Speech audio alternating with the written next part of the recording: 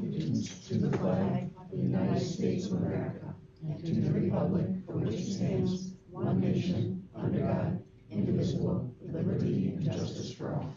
All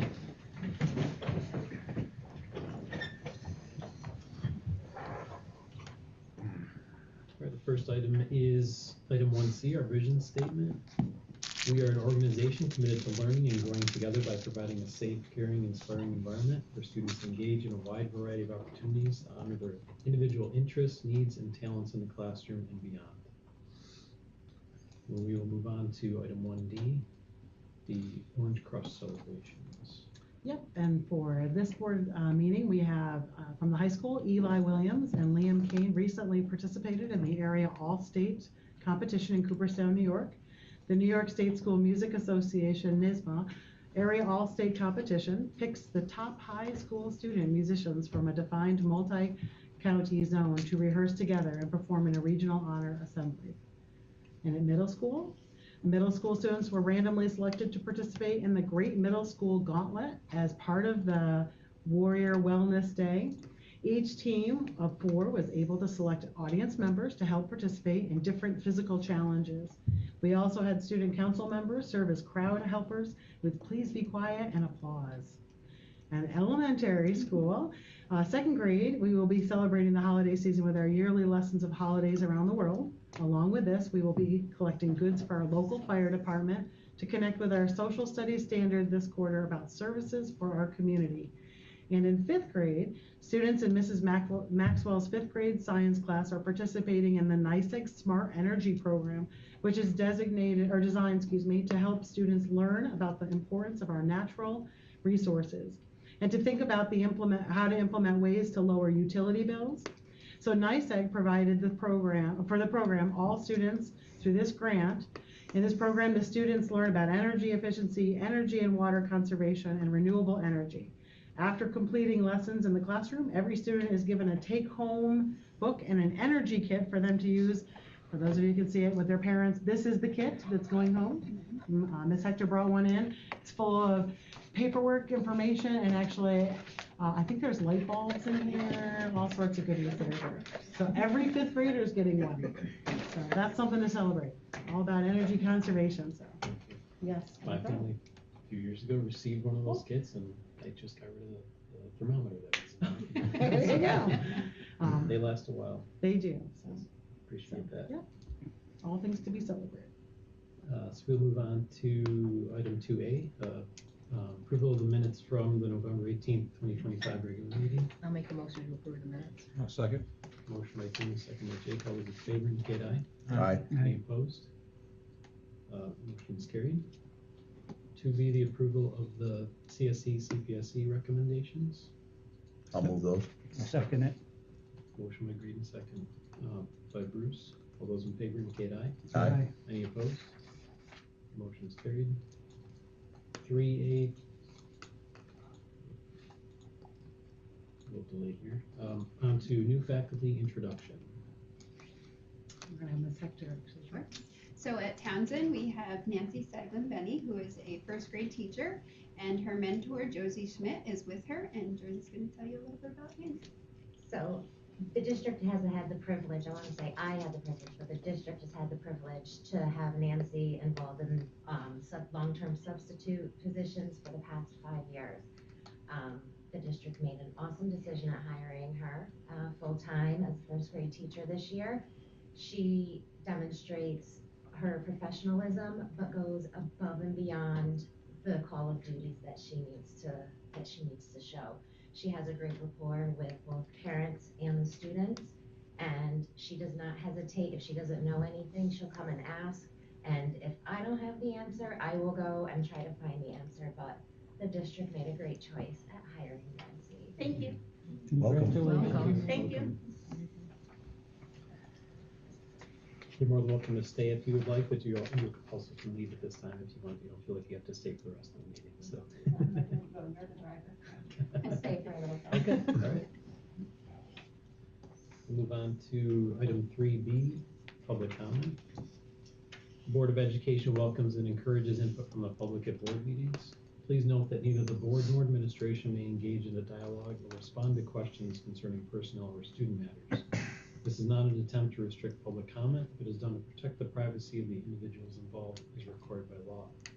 As a matter of courtesy to others in attendance, comments of individuals and groups should be limited to less than 3 minutes. So at this time, we would take any public comment. No public comment tonight. And we will move on to 4A, our discussion items. So due to last week's snowstorm, on Tuesday, the curriculum committee meeting was canceled or needs to be rescheduled, and we have some suggested dates. Thursday, December 11th at 4:30 p.m., Monday, December 15th at 5 p.m. So we need to set a date on that, and are we waiting We're waiting on Michelle. on Michelle for that? Okay. Right. Yep. So I'll follow up. Oh, okay. The facilities committee meeting on November 24th was canceled, and the committee will be meeting again on Tuesday, December 16th at 5 p.m. We're all still good with that meeting? Yep. At our last board meeting, the finance committee selected February 9th as one of the committee dates for the 25-26 budget calendar. We had a request to meet at 5 p.m. before the January 10th board meeting. Everybody has confirmed that they can attend on the 10th, so we have on tonight's agenda a motion to adopt a revised calendar for that adjustment. Our board retreat, the best date looks to be Thursday, January 15th at 5 p.m. So is everybody still good with that date? No? If I not, believe I also have to hear from Michelle on okay, that. we're waiting to hear back from Michelle on that, but What was that date? January 15th. January at 15th, 5 p.m. 5 o'clock. And dinner will be included. Will that be about 2 hours?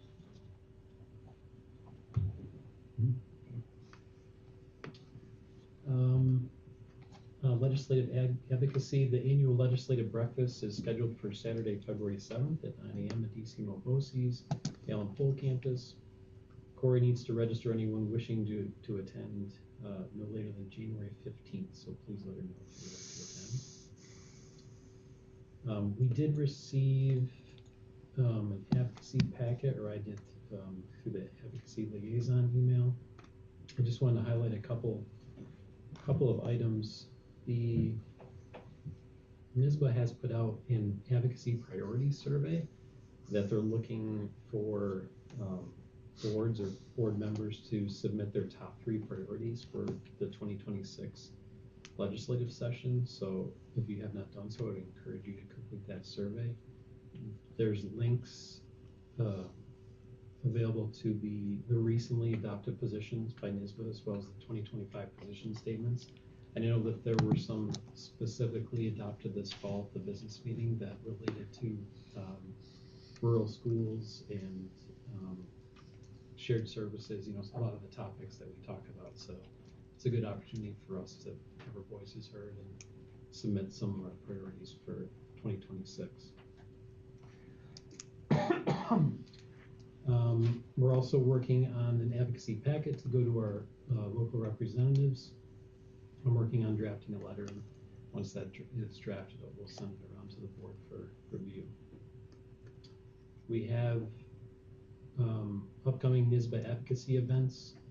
The NYSBA Live Virtual Capital Conference is scheduled for February 6, 2026, and the NYSBA Lobby Day, which is in person in Albany, is February 11th, 2026. So just keep those dates in mind if anybody's interested. And I'll be up there on the 10th already currently. So if there's any messages you guys want me to carry forward, I'll squeeze them in because I'm going to meet with all of them. So awesome. On the 10th, That's great. I'll try to wear my SWCD hat. Yeah. Just switch hats real quick while I'm there.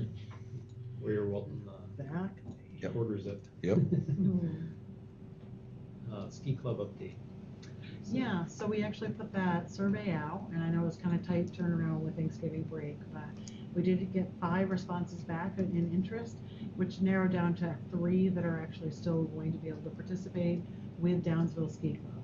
And Mr. Reinhardt had said if there's a small number, he would accommodate them. So we are going to look at doing a municipality agreement. We had that kind of in, we'll talk about that later. That we're gonna push that back to the January meeting for you to have a chance to look at that. Because we just got it, but that will allow for us to do the interdisciplinary clubs, extracurricular components. So that would cover us with them being involved in ski club. So we already do one for merger for sports. And the first trip was when again? It's like January 24th. Don't quote me on that. But Rob had mentioned it was in later January. Okay. They're trying to get I this read it so that we can somewhere, look at yeah. it tonight. The issue with getting it, the discussion early was because the payment had to be Right. due right in December. That's why we did the survey early as we did, because once we found out about it, we kind of ran with that, getting a number together, trying to figure out with transportation, so that we had a number to put out on that survey. So That holding- was just, well, because they have to actually meet this December 10th is, I believe, when their advisors are meeting with Elk Mountain Okay. representation to commit, and checks had to be paid by them. So it was a really tight turnaround. We're not giving up on the thought. I had 2 people that were interested in being co-advisors from the staff. It was an established club already previously. So we would want to look at if we were considering doing it next year. It's not in the budget cycle right now. But a few people have approached with options of looking for matching grants to help with transportation or other items. So we could make it so it's a little bit more affordable for our students. Thanks, Teresa. No problem. And next is the ex officio student board member update. Kai and Mr. Loomis are going to present a summary of the cell phone survey results. You want me to start? Sure, yeah. Perfect. I'll come up here, that way everyone has to turn. So, part of implementing this and kind of ahead of the first reading or the second reading, I guess, of the policy that we have with those revisions, we want to kind of talk about all the feedback we've gotten up to this point. And the policy committee did hear this at the meeting in October, but we thought it'd be good for everybody to hear the first set of data that we have and what we're working off of. And Kai, jump in because you were a part of this and you were there as well. So we gathered feedback through Google Forms that went out in the forms of surveys with students. And we hit students and teachers, and it really kind of gave us 2 different sets of data to look at when we're considering how effective is this. The teachers' feedback was incredibly strong. Improved focus, reading levels were improving, engagement is increasing, student interactions increased, academic integrity was increasing. When you don't have a computer in a student's hand, or an option for them to turn to it when you're going through class, your academics are going to improve in terms of their integrity, and that's exactly what the teachers reported. Some parts where some fine tuning might be needed, and I think we plan on addressing that with tonight's agenda item. Headphones and audio use, specifically music, was requested a lot, and that's really hard for us to navigate in terms of providing it. If we are the ones providing it in a way that's equitable, that meets our standards of what we can offer students, it's really hard for us to do. We can talk about that a little bit more later on. Chromebook gaming came up as a kind of a concern, just something that might increase. Now that students are off their phones, they're going to be on the Chromebooks more, but we have software. Our tech department does a fantastic job of giving us the software as admin to monitor that use. Smartwatch loopholes is something else that came up in terms of something that might happen. It has not happened at this point. We don't have students trying to sneak their smartwatches in. It's just not a thing that's happening. Students' perspective. The data we got back showed a couple things. It showed that students heavily relied on their phones prior to this law coming forward to regulate themselves. It's a sense of connection for them. And when we withdrew that, the data shows that it's kind of taking an emotional toll on these students. The data shows they recognize that phones were a distraction, and that the policy is academically effective, but it's emotionally taxing because, again, it was that sense of connection for them. And the data showed students were split 3 different ways. 33% showed improved focus, 33% showed no change, and 33% showed a decrease in focus. And that's student self-reporting. You get the teacher's side of that data shows kind of the complete opposite. And there's a graph in here later that shows the difference between the teacher's perspectives and the student perspectives. The discipline data, I thought this was really interesting. So you have the years broken down from September 1st to October 15th for this school year and last school year. You can see that offenses, which is the things that students violate when they have a behavior against our code of conduct, the number of things that they violate, referrals, which is the number of write-ups, and then consequences. That's our response to what is written up. And you can see that offenses this year are outpacing what we had last year. And that suggests that the behaviors we're seeing are more complex. There's more things going on when students have an infraction. And a part of that we kind of anticipated. We thought we might see an increase when we take away a phone that students heavily rely on to regulate and connect. And the number of referrals is about the same. Our consequences are increasing, not necessarily on a one-to-one, like we don't have one consequence for every one of those offenses, but I thought this was really interesting to show. Some key student concerns, again, music is the biggest piece that students are asking for. It has died down recently, but we do have students that would like to use that component of their phone on the Chromebook to regulate when they need to, when they're working in downtime. But again, that's a very hard thing for us to do. And every route we've tried to go down has not been successful in terms of something that's manageable and practical for us to put in place in a school. Safety is a concern of students. Again, this was early on when we polled students. They're citing if there's ever an emergency. We have not had an emergency. We have protocols in place. Administrators have phones. So I realize that this is a concern, but I hope the students see that we have a lot of ways to handle emergencies in schools. Desire for conditional privilege. This and the next one are kind of things that are outside of our control. Students are expressing the need to want these phones during study halls, lunchtime, and that's not, it's a bell-to-bell ban. We have no way to work around that. And students feeling unheard in the process. That's another thing that's kind of outside of our control because this was something that happened quick. We knew it was coming at the end of last year, happened quick in the summer, and we had to pivot quickly and get something down with the parameters the governor set for us over the summer. So I certainly understand why they're feeling like they are not heard. This spider graph, which I learned this is called, is the only way I felt like I could really show the teacher's perceptions of this policy on top of the students. And you can see when you look at policy clarity, those two circles are almost touching because that's where the students and teachers agree the most, that our clarity in what we were going out with and the rules and why, it's all right there, and that's shown in the data here. But when you look at things like focus and learning, teachers are reporting, yes, we have a improvement in focus and learning, where you see the student data, it's like, not so much. And I'm not surprised at that, given what we talked about earlier, but it's just interesting to look at. Moving forward, refine and review policy, which is what we're which is a part of what tonight is. Continue to monitor Chromebook use. Again, I got to give a kudos to our tech department and the software they allow us admin to have to supervise students, and the amount of flags we get a day is anywhere from 100 to 200 that we sort through, and we look at every single one to make sure that students are accessing the Chromebooks responsibly and safe. Formalize a response protocol for staff if they need it. We haven't gotten to that point.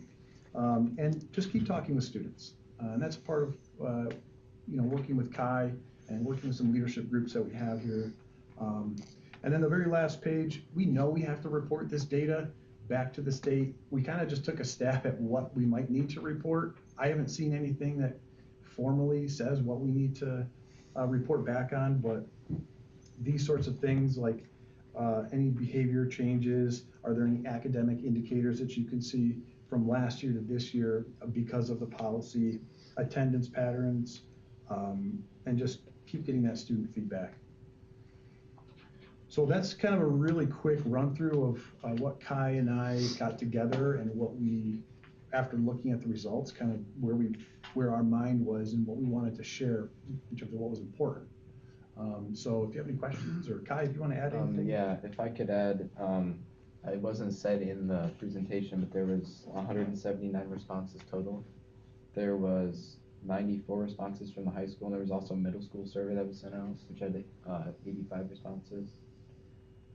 There wasn't a presentation for the middle school, but here are I have a few takeaways. There's a lot of them talked about how the middle school lockers were trash, which we talked about, and also a lot of the students don't have phones yet because they just came from elementary school. And another thing was that they haven't really had any impact because there was no phones allowed in elementary school, so they didn't have it like a change from elementary school to middle school. So those are just some things that weren't stated. So yeah. But that was good. Just for the instance. My only thing before we even talk about questions, I know music came up and it's not specifically addressed in our policy. So can we talk about like a little bit about, I know that was a component people were looking at for self-regulation and some suggestions were offered to us. Do you want to talk about like what we are allowing? Sure. So Yeah, we currently are pushing students to use iHeartRadio. That is one of the streaming sites that's unblocked. You don't need an account for it. The most requested app to use on Chromebooks is Spotify.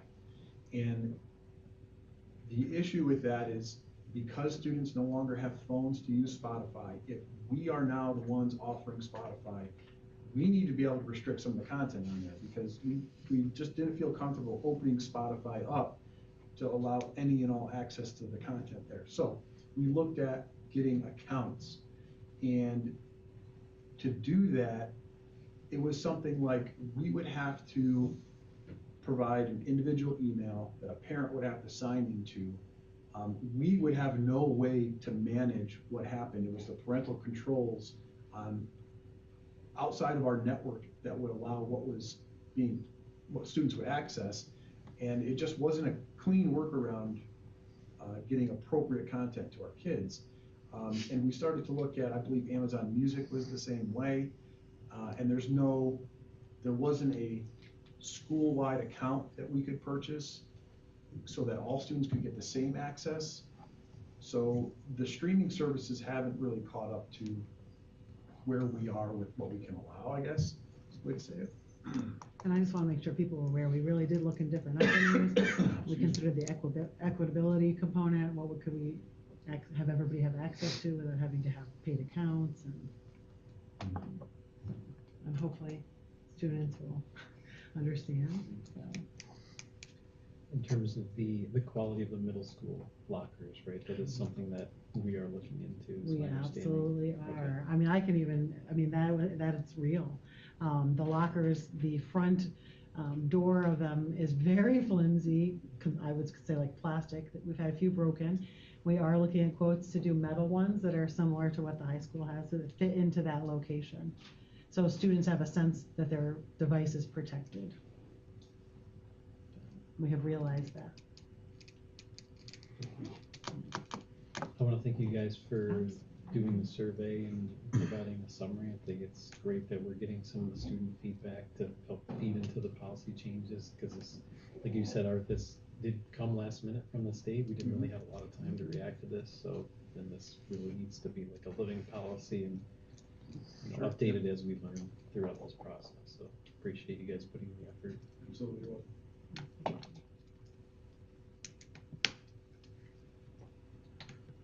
Any other items for discussion tonight?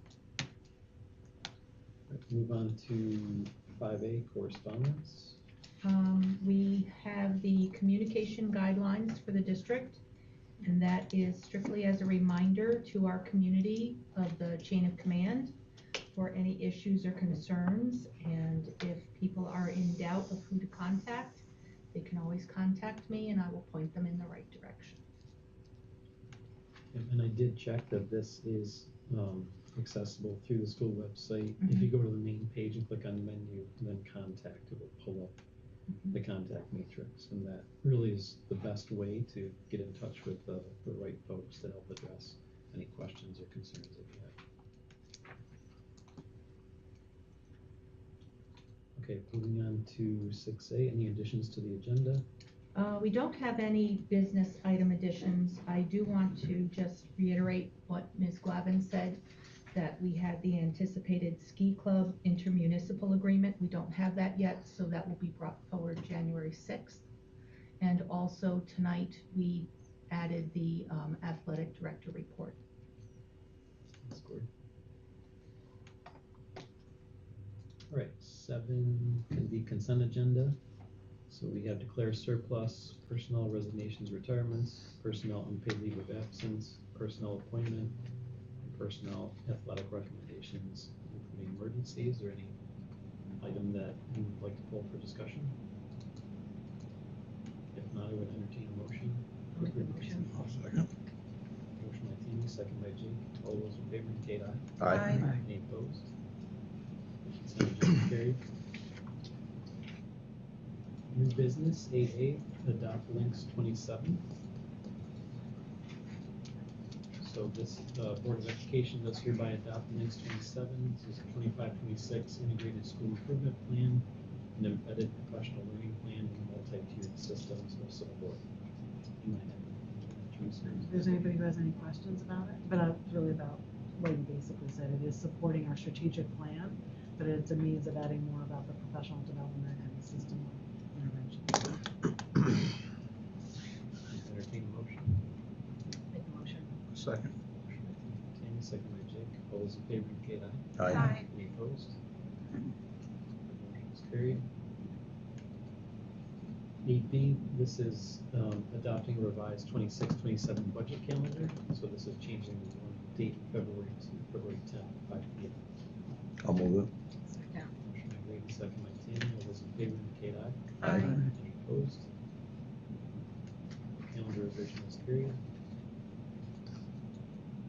8C, personnel appointment. Make the motion. Second. Motion by Jake, second by Tammy. All those in favor indicate aye. Aye. Any opposed? It's carried. 9A is the policy review. Kelly, do you want to run through the rest of the policies? Citizens Advisory Committees, school attorney, regular meetings, special meetings, video conferencing of board meetings, executive sessions, notice of meetings, agenda preparation and dissemination, board meeting procedures, quorum, rules of order, and minutes. So please review those policies at your convenience, and if you'd like to discuss them in a future meeting, we can bring them forward for the agenda. 9B, we have policy first reading. Ellie, would you like to do those as well? The public content. Yep, just read the Titles. list of the 3 policies for first reading. Students and personal electronic devices, amendment first reading, investment policy amendment first reading, and expense reimbursement amendment first reading. Do I entertain a motion? Make the motion. Second. Motion by Tammy, second by Jake. Any further comments or questions? Those in favor indicate aye. Aye. Any opposed? Policy first reading is carried. On to 10A, supervisor remarks. You want to run through these, Teresa? Yeah, some quick highlights. Before we so the first one was John Nolan. I picked a highlight for him. He has listed out those DOT inspections that are still continuing. They continue monthly, and SED and DMV driver test and training continuing. So I think I shared with you that there is a training going on right now to have somebody come in and start being a substitute. And for anybody who wants to become a bus driver or a substitute bus driver, I am pleading with anyone who would like to go through that training. In our region in general, there's issues. It's a lot to do, but we are always looking for more substitutes. So that is John's, and then Rick is not here this evening, so I did want to pull one highlight from him. He is working on the core infrastructure with our Wi-Fi controller, which is doing some major upgrades. And just so you know, this project directly ensures the reliability and security of the foundation of our entire digital learning system. So he's doing some big work as of late, and I think that was worthy of highlighting. So I always appreciate that his team is working on that, so we are able to have Wi-Fi. I think everybody will appreciate that. And those are the updates on our supervisors. Go right on, you go. Yeah. Go on to the administrators, you want? Yep, and I'm gonna share for Adam and both Rob, our AD. So for Adam, in his report, I'm gonna highlight one thing, and I think it's just looking ahead. They've had really great student council supervised middle school activity nights. There's another one coming up on December 19th. So that's in coordination. I know in the day there's a lot of stuff going on in both buildings, but that'll be happening for the middle school. We'll have another activity night. And then for Rob, one of the things I wanted to pull out is 100% of the coach evaluations are done and completed for the whole fall season. So that is a big feat. They are all not only have they been written, the evaluations, he has met with everyone, and those have been filed. So large accomplishment, lots of coaches. So we're on to our winter season now. So, and with that, who would like to go first? I'll go first. I quickly want to mention the high school attendance percentage for the first 10 weeks at 93.58%. You know, our goal is pretty high up there for our attendance, and our students for the first 10 weeks have really literally shown up. And it's translating to their grades too. Our failure list is half page. And that's just fantastic news. And for anyone that doesn't think there's not a correlation between attendance and grades, there absolutely is, and the data shows it. Really proud of our students, proud of our staff for supporting this, the student services team, just good job all around at the high school. Another thing I want to share, and Melanie and I have actually been doing some work on this in conjunction with the student services team and Delaware Opportunities. We are piloting a big buddy program here at Walton, which is essentially where upperclassmen, 10th grade and above, can work with middle school or Townsend students. This first year, we're keeping it just to Townsend students, and we're keeping the group that we have of big buddies kind of contained a little bit smaller, but it has a lot of potential to grow. Delaware Opportunities is very excited. They're very helpful along the way. And this is going to focus right now on the lunch hour, so students will not be missing classes, because at the high school lunch hour, you have a half-hour lunch, and you have a half-hour of activity, or vice versa, depending on what your grade level is. So this is something that's new. It's really exciting. It's something that there is a need for. When we see the types of behaviors that we have, this is a fantastic data-proven strategy to help our kids kind of regulate and just, when they hear something from a peer, it means something. And we're just excited that this is taking off here. So at Townsend, we're excited about the Big Buddy program as well. I also just want to highlight, we had a really great turnout for parent-teacher conferences. We had 266 parents sign in out of like 370 of the whole building. So that is really awesome to see the engagement, the participation. They're showing up, they're in person. So we were really excited for that. I'd also like to just show this quick picture. It didn't make it into my report, but we had the Let's Talk Turkey fundraiser in November, and our kids raised $689 for the Walton Food Bank. So that was really awesome. So they were able to, we created them a little check to give to them. So it was a lot of fun, and they worked really hard, and we couldn't ask for anything better than that. So, awesome. Thank you. Thank you. Thank you for those updates. All right, moving on to superintendent's remarks. I'm going to talk fast because I've got a lot of things.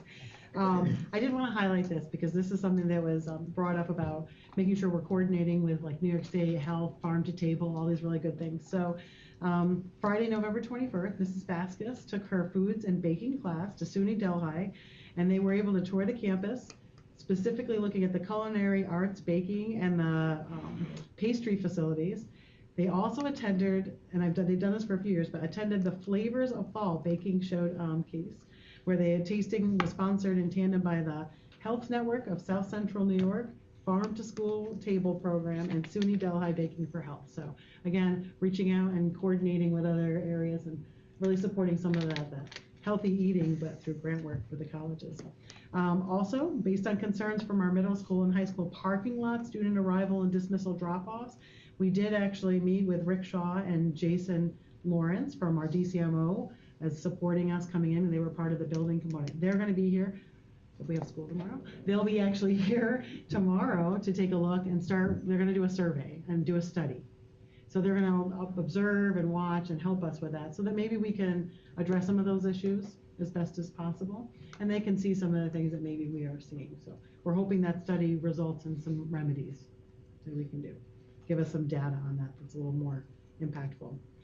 3, we'll be meeting with our district-wide strategic planning team on December 11th to continue with the collaborative work and our aligned goals, and then we'll be meeting after school on that.